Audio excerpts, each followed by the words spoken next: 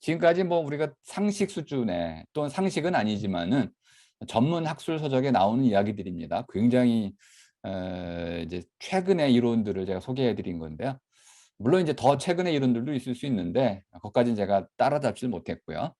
아마 제가 한 2-3년 전 정도까지는 따라잡은 것 같습니다. 그래서 그건 뭐 저한테는 너무 어려운 과제인데 이제부터는 이제 그럼 제가 하는 작업 그래서 이런 과학에서 쓰이는 갈말, 학술어들을 우리말로 바꿔 가지고 "뭐 하려고 그러냐?" 이렇게 물었을 때 처음에는 뭘 하겠다는 생각도 못 했죠. 왜냐하면 바꾸는 것 자체가 너무 힘들었기 때문에. 근데 이제는 많은 낱말들을 바꾸다 보니까 이제 어떤 목표가 좀 생겼습니다. 그래서 밀고 나가기라는 하나의 목적을 갖게 됐는데요. 어디로부터 어디로?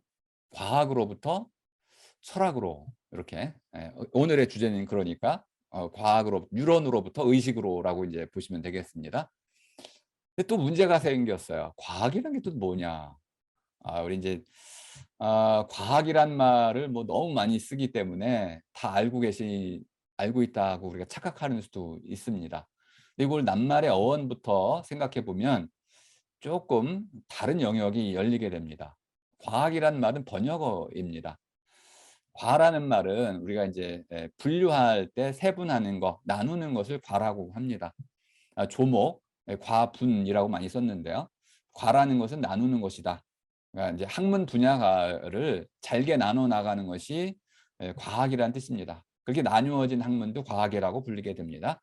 그러니까 한자로 쓰게 되면은 이것이 동사인지 명사인지 형용사인지 의미적으로 스스로 파악하는 수밖에 없잖아요. 아마 그 두 가지가 다 되는 거죠. 학문을 세분적으로 나눠라 과학 또는 그렇게 나누어진 학문 이렇게도 읽힐 수 있습니다. 근데 저는 지금은 나뉜 학문으로 읽힐 수 있다고 봅니다. 근데 이거는 사이언스라는 말을 일본 사람들이 번역을 한 것입니다. 근데 이것이 무슨 뜻이냐라고 하면 사이언스라는 이 말은 또 번역어예요. 고대 그리스 말을 라틴 말로 번역을 한 건데 그럼 제가 여기 소개를 못 드렸네요. 에피스테메라는 말을 번역을 했습니다. 아마 여러분들이 미셸 푸코를 공부해 보셨다 읽어 보셨다면은 미셸 푸코의 핵심 낱말이 에피스테메라는 걸 알 수 있습니다. 뭐 성의 역사, 지식의 고고학 이런 거 보면은 에피스테메라는 말을 그렇게 잘 쓰잖아요. 에피스테메가 뭐냐? 전혀 어려운 말이 아닙니다. 속속들이 안다는 뜻입니다. 속속들이 아는 것 이게 에피스테메예요. 그러니까 사이언스는 뭐냐? 속속들이 아는 겁니다. 그런데 이것이 근대 과학혁명 이후에는 속속들이의 의미가 조금 바뀌었습니다. 어떻게 바뀌었냐면 과학적인 증명, 방법을 가지고 증명된 암 이렇게 바뀌었습니다. 속속들이 아는 암에서 증명된 암으로 바뀌었습니다. 그러니까 증명을 하려다 보니까 증명 방법들이 필요해서 실험 도구들 또는 수학, 이론적인 배경 이런 것들이 필요하게 됐습니다. 그러다 보니까 사이언스라는 것이 증명을 목적으로 하는 학문이 되다 보니까 점점점 잘게 나누어지게 됐습니다. 실험을 많이 해야 되고 수학적으로 증명해야만 됐기 때문에 관찰도 해야 됐고 그러니까 결국은 과학의 분야가 세분화될 수밖에 없었던 것이죠. 그래서 우리가 오늘날에는 과학을 세분화된 학문으로 이해하는 이런 오류, 착각에 빠지게 됐습니다. 근데 원래 과학은 그런 뜻은 아닙니다. 핵심이 뭐냐면 증명된 삶의 체계를 짜나가는 것이다. 그러니까 학문은 삶의 체계를 짜나가는 것이다. 삶의 짜임새를 갖춰 나가는 것이다. 이렇게 이해하시면 되겠습니다. 다음 주에 이제 알미란 무엇인가가 핵심 주제잖아요. 그 학문이라는 말 속에 알미라는 것이 중요한데 학문이란 말 속에 알미 빠져 있습니다. 배울 학자가 돼 버렸기 때문에 알미 무엇인지에 대해서 별로 우리 다루질 않았어요. 공자님, 맹자님 해도 거기에 배움은 강조됐고 배움의 즐거움은 강조됐지만은 삶의 문제는 거의 방치되어 있습니다. 반면에 서양에서의 학문은 거의 사이언스입니다. 사이언스라는 것은 뜻을 몇 가지만 살펴드리겠습니다. 가장 중요한 낱말이 원래 그냥 안다라는 뜻인데 어떻게 아는 것인지가 중요합니다. 그냥 아는 것인데 하나를 다른 것과 구분해 가지고 아는 겁니다. 이것과 저것을 갈라내는 것. 우리 뭐 흔히 말하죠. 똥 오줌을 가른다. 갈라내는 것, 갈라낼 줄 아는 것. 아는 건 아는데 옳고 그른 것을 또는 이것과 저것을 갈라낼 줄 아는 것, 이것이 바로 사이언스구나. 사이언스라는 것은 그냥 아는 것이 아니고 이것은 이것이고 저것은 저것으로 갈라서 그것이 왜 그러한지를 아는 것, 이것이 바로 사이언스다. 좀 더 근원으로 내려가 보면 원래 사이언스는 자른다는 뜻입니다. 컷 또는 나누다, 둘로 나누다, 쪼개다 이런 뜻이네요. 고대 그리스로 나가면 더 아주 리얼하게 이 낱말이 쓰이고 있습니다. 찢다, 쪼개다, 쥐어짜다.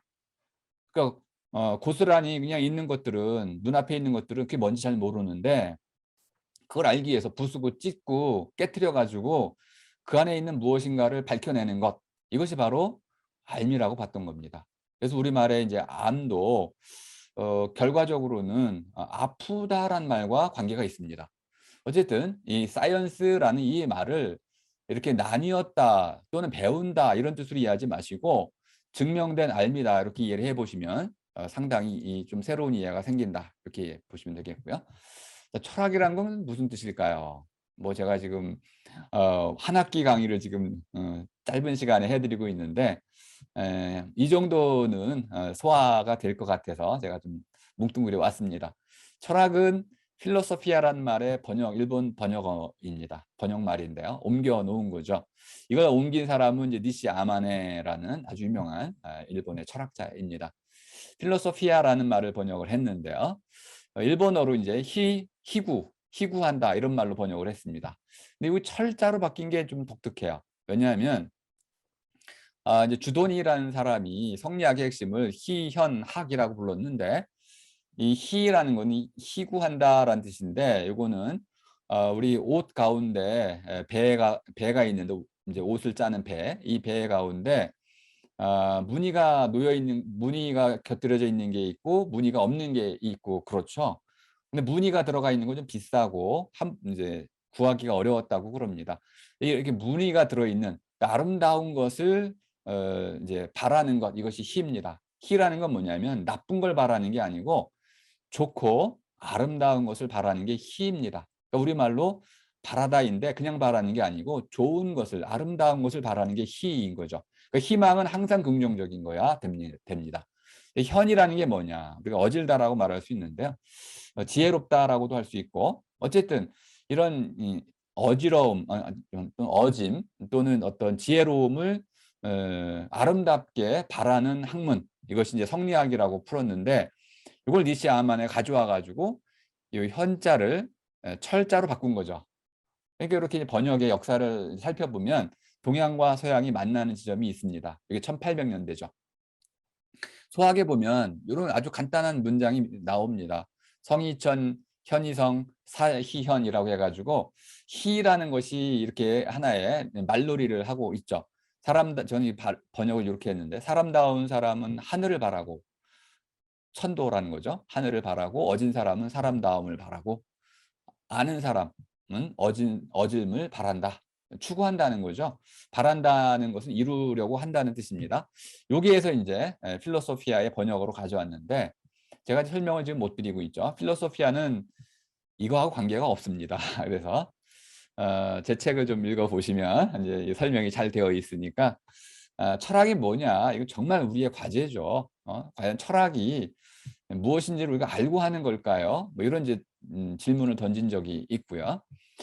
지금은 조금 다른 방식으로 좀 더 진일보된 한 걸음 더 나아가서 철학을, 공자님도 철학을 했다고 저는 생각합니다.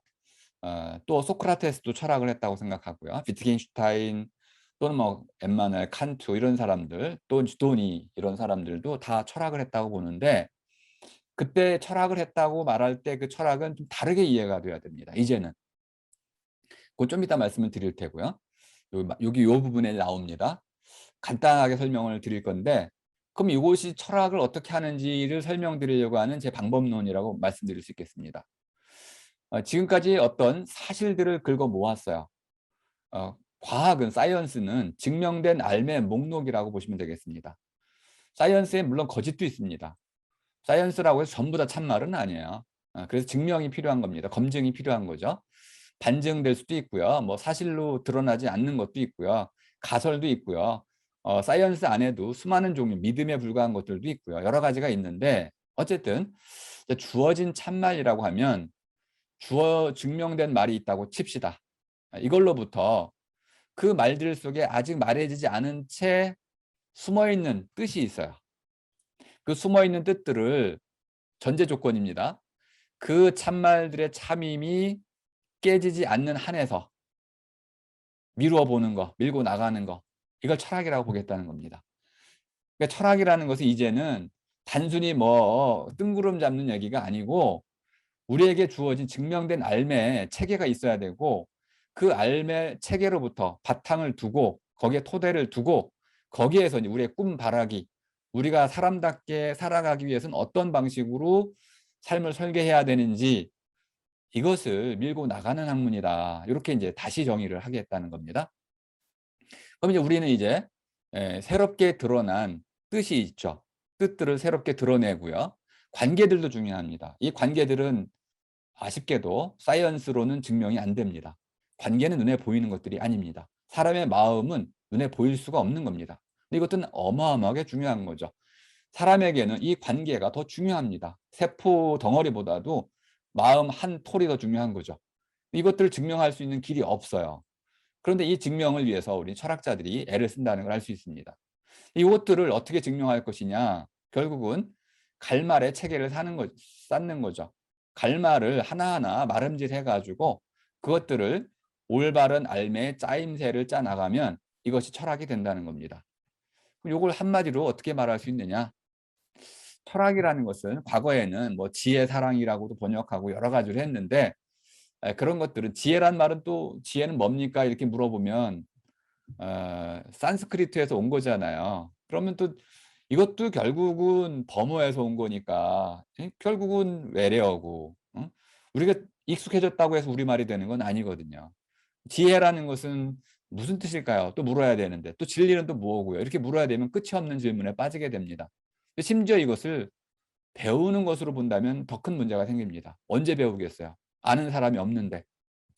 그래서 이제 철학이라는 것은 오히려 이렇게 우리가 주어진 암들 이것을 가지고 저마다 상상력을 발휘해 가지고 창의적으로 나머지는 스스로 자신이 옳다고 믿는 바들을 짜 나가는 것이다. 그런데 그것이 출발점에서는 반드시 참여해야 한다라는 전제를 갖고 이렇게 해 나갈 수 있다는 겁니다.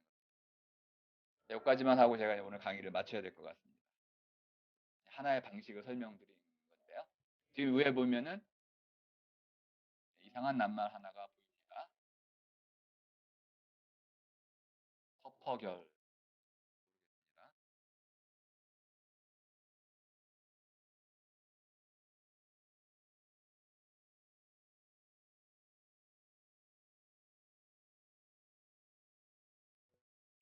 이제까지 제가 보여드린 거는 나르실 또는 나르님이라고 토막토막 갈라져 있는 한 올의 나르실이었습니다. 한 올의 나르실. 그리고 세포 하나하나 수준이었습니다. 근데 이런 것들은 실제로 우리의 삶을 설명해 줄 수가 없습니다. 물론 이런 것들이 다 쌓여서 결국 체계를 이루긴 하지만은 우리에게 정말 중요한 것은 이 체계를 이해하는 것입니다. 이 체계란 말은 뼈대일 수도 있고요. 또는 짜임새일 수도 있습니다. 물론 이 뼈대만 갖고 삶을 살아갈 수는 없습니다. 뼈대 안에는 또 살이 있어야 됩니다. 우리가 이제 뭐 어떤 과일을 먹을 때 딱딱한 씨가 있다고 한다면 실제로 먹는 거는 씨를 먹지는 않잖아요. 그 과육이라고 하는 살을 먹는 거죠. 우리 삶도 그렇다고 봅니다. 아주 중요한 뼈대가 되는 핵심 가르침들이 있지만은 그것만으로 우리가 삶을 제대로 살 수는 없어요. 내 이웃을 사랑하라 이런 말 가지고 어떻게 살겠습니까? 그것이 실제로 어떻게 살이 되는지 이것을 우리가 스스로 체득을 해야 되는데 그 부분을 설명하려고 하는 겁니다. 하나의 나르실 하나하나리 이게 지금 한 100조개 정도가 이어져 있는 겁니다. 할 수 없이 많은 나르실들이 이어져 있습니다. 아까 본 대로 이 나르실들은 모두 시냅스라고 하는 사이가 떨어진 채 붙어 있습니다. 그러니까 이 시냅스들은 모두 독립된 하나의 꼴을 이루고 있습니다. 단독된 시스템입니다. 서로 이어져 있을 뿐이죠. 그래서 이 시냅스 하나의 나르실은 다른 나르실이 무슨 생각을 하고 있는지 알 수가 없어요. 서로 완전히 단절되어 있습니다. 이런 엄청난 단절 속에서 이것들이 서로서로 이어지면서 지금 여기 이것은 불꽃이 피어난 장면을 찍은 겁니다. 그리고 앞에 요거는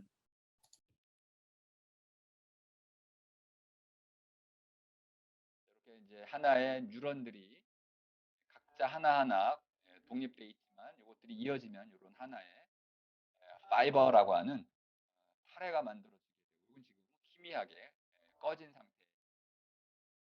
요거는 이제 불이 붙은 상태.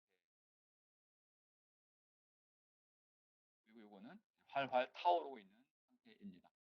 그럼 이제 우리 그 몸 안에서, 뇌 안에서 불꽃이 이제 피어가지고 하나의 이제 불꽃 바다가 이루어졌습니다.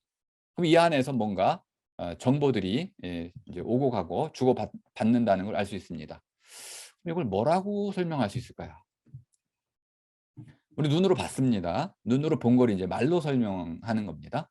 대신 이때 설명할 때는 잉글리시 낱말을 쓰지 않고 이제 우리말 가지고 해 보겠다는 겁니다. 물론 우리말에 대응되는 잉글리시 낱말들이 다 있습니다. 나르실은 나르님이라고도 할 수 있는데 이거는 뉴런의 우리말입니다. 또는 너브를 쓸 때는 나르줄이라고 표현을 하게 되겠습니다. 나르실은 뉴런의 우리말로 쓰고 있습니다. 이 실은 무슨 실이냐? 정보를 나르는 실이다. 이렇게 이해하시면 되겠습니다. 아주 쉽게 설명이 됩니다. 이 나르실은 그런데 똑똑 끊어져 있습니다. 그 자체가 하나의 해석기입니다.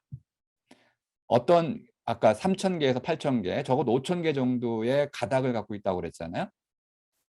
그럼 이러한 가닥들을 가지고 받아들이고 내보내고 하는데, 내뿜고 빨아들이고 하는 이 과정을 끊임없이 지속합니다.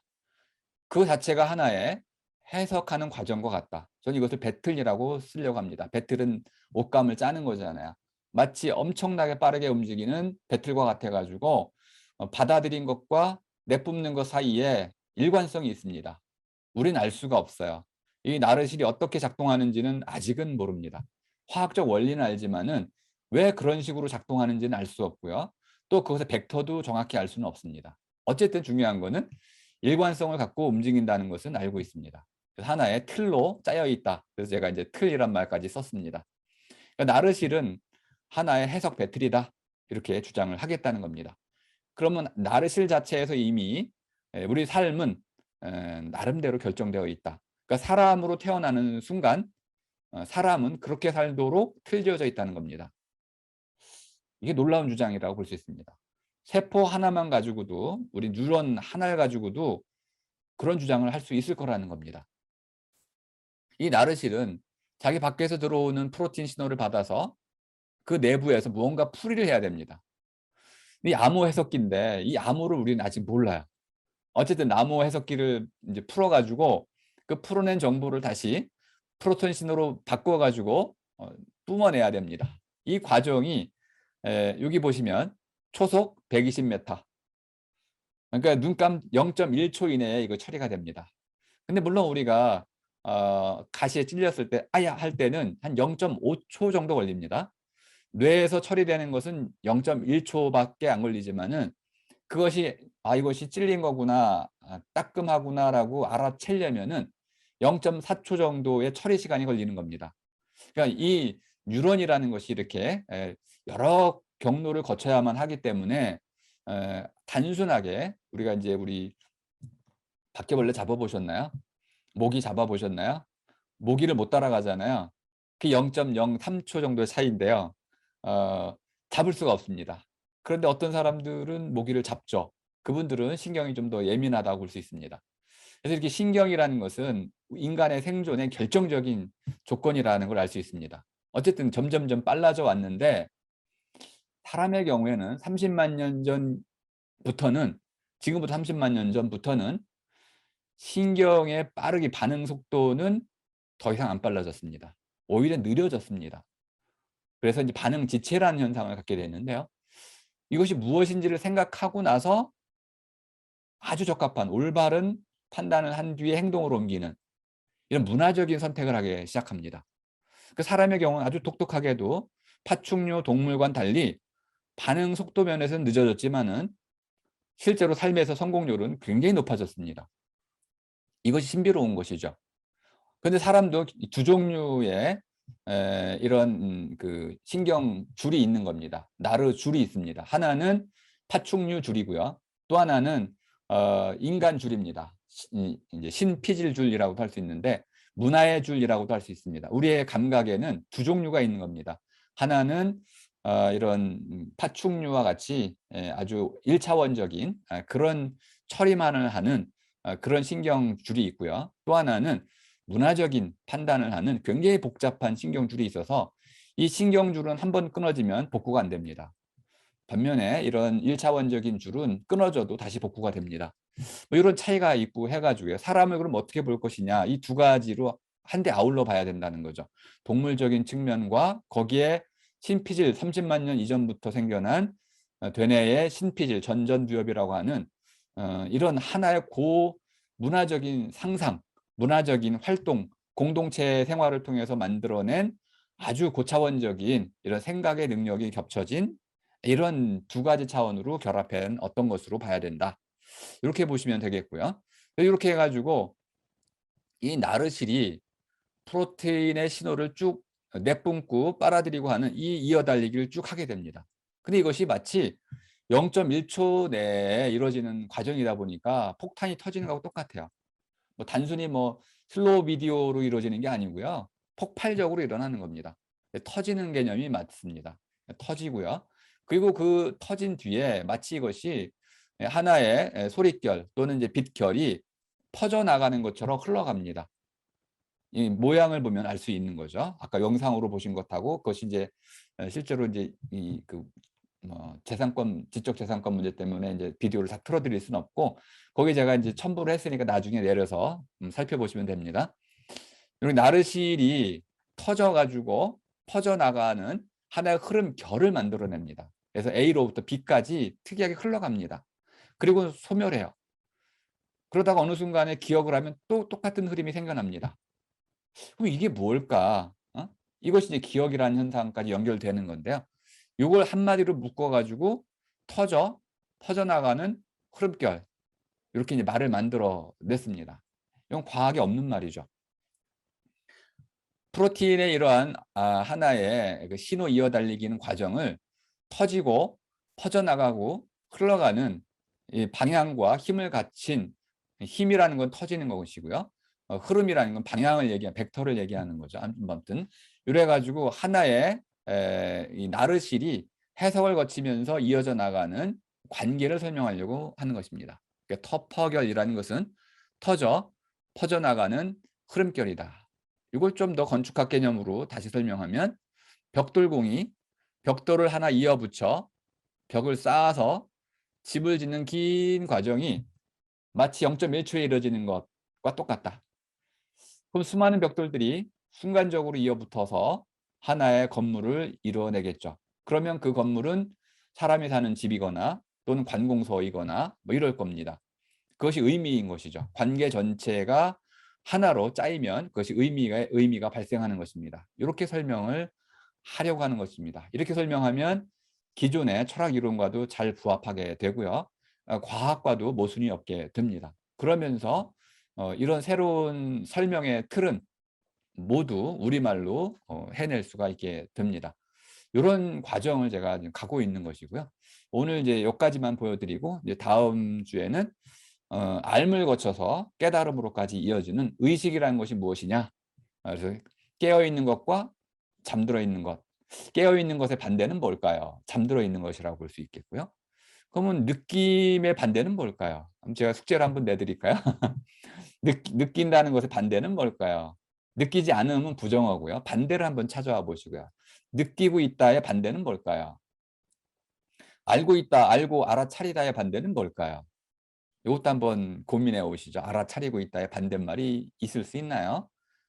알아차리지 못함 이렇게 보통 이해하고 있는데 이건 부정어입니다. 반대말은 아니고요. 깨달음의 반대말은 또 뭘까요? 이런 게 있을 수 있나요? 이렇게 고민해 볼 수도 있는데요. 우리말을 가지고 한번 고민해 보시다 보면은 찾을 수도 있습니다. 왜? 내가 우리말에 대해서는 최고 달인이기 때문에 그렇습니다. 여러분 스스로 우리말을 갈고 닦고 왔기 때문에 고민을 많이 해보시면 갑자기 어느 순간 그런 반대말들을 찾아내실 수가 있습니다. 네, 오늘 제 강의가 좀 어려웠을 거라고 보고요. 또 새로운 낱말들을 끊임없이 쏟아냈기 때문에 낯설어 가지고 아마 좀 불편하실 수 있었을 겁니다. 근데 점점점 익숙해지시면은 오히려 좀 시원한 느낌도 드실 겁니다. 잉글리시하고 우리말을 함께 쓰자는 게 제 기본적인 주장입니다. 따로따로 쓰지 말고 두 말을 같이 쓰자. 우리가 잉글리시 안 쓰고는 못 살아나가니까 잉글리시도 쓰고 우리말도 잘 쓰고 근데 우리말이 지금 없으니까 온통 앞에 처음에 제가 신경해부학 들려드렸잖아요. 온통 잉글리시로만 하고 있잖아요. 그럼 우리 이제 10년 후에는 어떻게 될까요? 초등학교가 그렇게 되는 거죠. 네, 그럼 이제 필리핀이 되는 겁니다. 우리말로는 학문할 수 없게 되고요. 모든 건 이제 잉글리시로만 해야 되는 거죠. 이런 문제가 점점점 심각해지고 있습니다. 아무튼 요걸 해결할 수 있는 길이 있을지는 잘 모르겠는데 어쨌든 여러분들도 주변에 많이 한번 우리말로 학문할 수 있다는 이 가능성을 많이 심어 주시면 고맙겠습니다. 제 강의 마치겠습니다. 예, 수고하셨습니다.